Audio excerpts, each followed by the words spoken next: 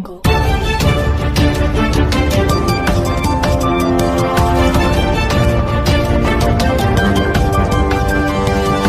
वैसे तो हमारे 4 साल हो गए लगातार सड़कों पे बैठे यहाँ, पर अब जिस चीज का असर बैठे यहाँ वह एक बहुत बड़ी एक अलग स्थिति अपने साथ होगी। क्योंकि लड़ाई पहले फसलों की थी, आज नस्लों की है। और बहुत से लोग हैं जो नीलम है, हम भी कहीं ना कहीं कुछ लोग, हमारे बीच के लोग भी उसने आतंकवादी साबित करने पर तुल रहे हैं। तो आज मीडिया के थ्रू और आप जो लोग यहाँ बैठे हैं यह चीज समझाना चाहना, मतलब कहना चाहना, हम भगत सिंह के वंशज हैं। यदि हमने सीधे आके या सरकार नहीं देगी आके तो कुछ तो करना पड़ेगा। हमने सिर्फ आंदोलन करने का तरीका बदला है, एक हल्का सा तरीका बदला है, पूरा देश में बवाल हो रहा है।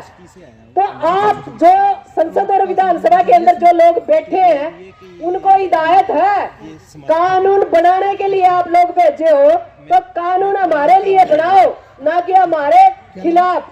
यदि कानून आप लोग गलत बनाओगे तो उन कानूनों को तोड़ने का काम भी हम लोग करेंगे, क्योंकि जनता ही सरकार है। यह चीज संसद के अंदर बैठने वाले लोग भूल जाते हैं, क्योंकि आजकल जो अपनी संसद और विधानसभा है बेलगाम है, और जब बेलगाम कोई चीज हो उसको लगाम डालनी पड़े तो वहां हल्के फुल्के धमाकिया की जरूरत है। उस बेटी ने या इन बच्चों ने, इन साथियों ने एक ही झटका में ये बता दिया, ना देश सुरक्षित है ना संसद सुरक्षित है। लोग कहा करते बात बात पहले बोला देश सुरक्षित हाथ में है। बेटी की एक हल्की सी चिंगारी ने नू बता दिया कुछ भी इस देश के अंदर सुरक्षित नहीं है।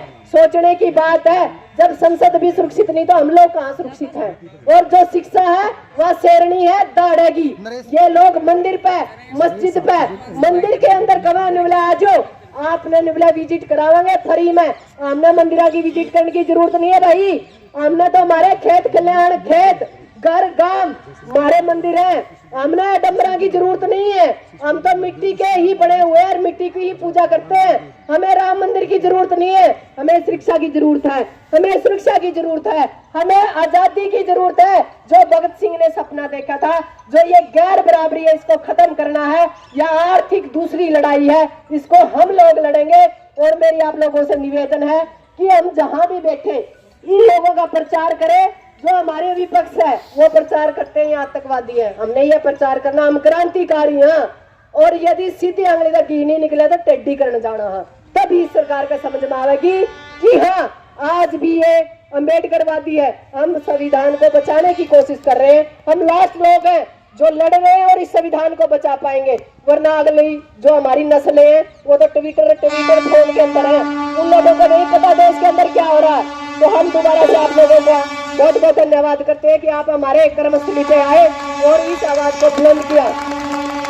और जो नीलम की माँ है, हम सबसे पहले तो उसका धन्यवाद करें। पीछे तो भगत सिंह की माँ हुई थी, अच्छा आज नीलम की माँ है। हमने बड़ा फक्र हुआ है कि हमारा बीच में हमारी आंटी ऐसी एक महान मतलब लड़की को जन्म दिया जिसको हमने सोचना पड़ेगा। लोग तो कमे हम क्रांतिकारी, हाँ क्रांतिकारी बनने का बहुत कुछ करना पड़ा, यह चीज नीलम ने साबित की है। और मैं धन्यवाद दूंगी इनकी कौम को और इन लोगों को जो कहीं ना कहीं उस बेटी की आवाज बुलंद करने का काम कर रहे हैं। हमें डरने की जरूरत नहीं, लड़ेंगे चाहे हम 100 भले रह जाए। धन्यवाद। जय। प्रार्थना है कि मेरी मन बेटी पेट से जन्म दिया है, मेरी बेटी नहीं है, वह सारा देश की बेटी है। मैं यह प्रार्थना करती हूँ कि जल्द से जल्द उसी रिहा करे जाए, ये जो ला रखी है धारा ये हटाई जाए। मैं सबको हाथ जोड़कर नमस्कार करती हूँ। जो समाज की मांगों को लेकर अपनी जैन को थेड़ी पे रखे, क्योंकि जिस प्रकार की वहाँ गतिविधियां थी तो कहीं कुछ भी हो सकता था। उन्होंने इस आवाज को उठाया। आज बेरोजगारी का क्या आलम है, महंगाई ने हमारे माँ बाप बड़े बुजुर्ग सब दुखी कर दिए, घर चलाना मुश्किल हो गया। कितनी तरह का भ्रष्टाचार और जिस तरह की निरंकुशता और विशेष तौर पे एक तानाशाही का वातावरण पूरे प्रदेश और देश में बना हुआ है, इसके खिलाफ बहुत निडरता के साथ गिरफ्तारी के बाद भी हमारी बेटी बोल रही है। हमें गर्व है कि ऐसी बेटी पर और बड़ी खुशी है इस बात की कि हमारे कुछ सामाजिक संगठन, कुछ किसान संगठन, नौजवान संगठन आज इस बात की मांग करते हैं हमारी बेटी नीलम आजाद से, उसके साथियों से यूएपीए हटाया जाए, क्योंकि ये देशद्रोह की एक धारा है और इन बच्चों ने देशद्रोह जैसी कोई बात नहीं की है।